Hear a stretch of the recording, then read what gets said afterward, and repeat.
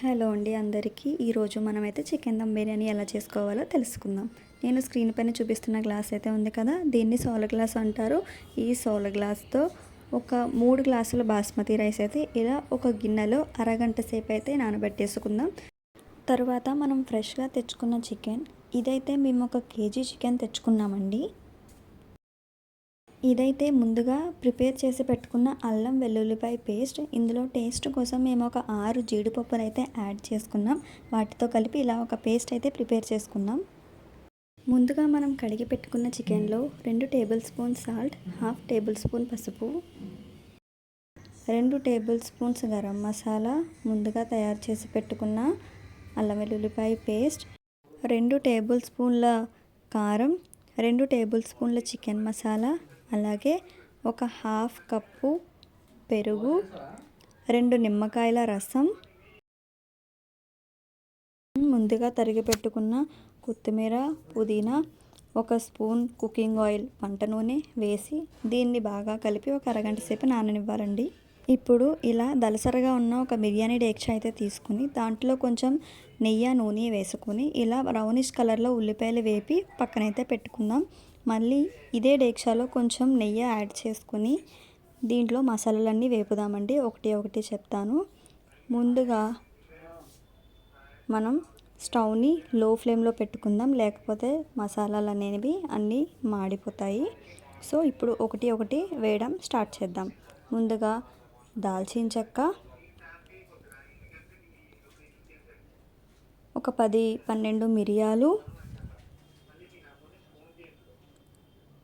ఒక 10-12 లవంగాలు, ఒక జాజి పువ్వు,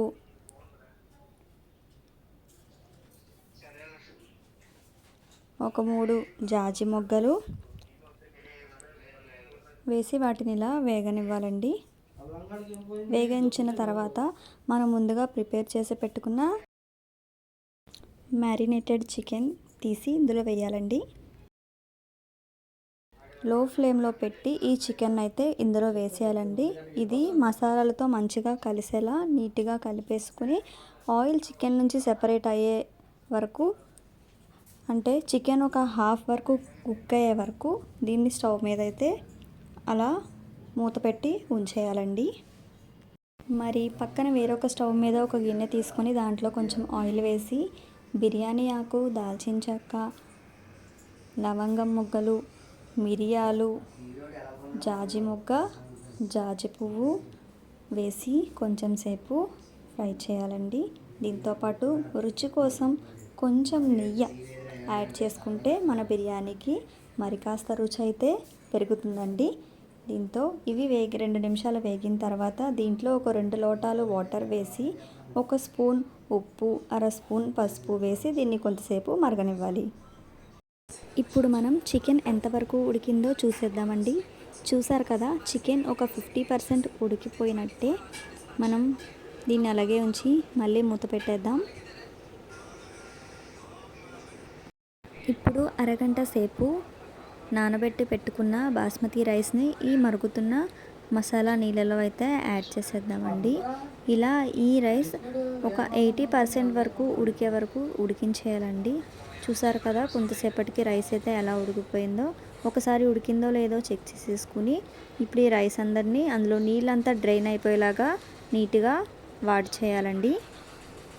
ఇప్పుడు పక్కనే ఉడుకుతున్న చికెన్లో కొంచెం బిర్యానీ మసాలా యాడ్ చేయాలండి. చూసారు కదా, బిర్యానీ మసాలా ప్యాకెట్ అయితే చూపిస్తున్నాను. అలాగే ఇంకొంచెం పాటు చిల్లీ పౌడర్ కూడా ఇందులో యాడ్ చేయాలండి. ఇవన్నీ యాడ్ చేసి ఈ చికెన్ అయితే కొంచెం బాగా కలుపుకొని మూత పెట్టేయడమే.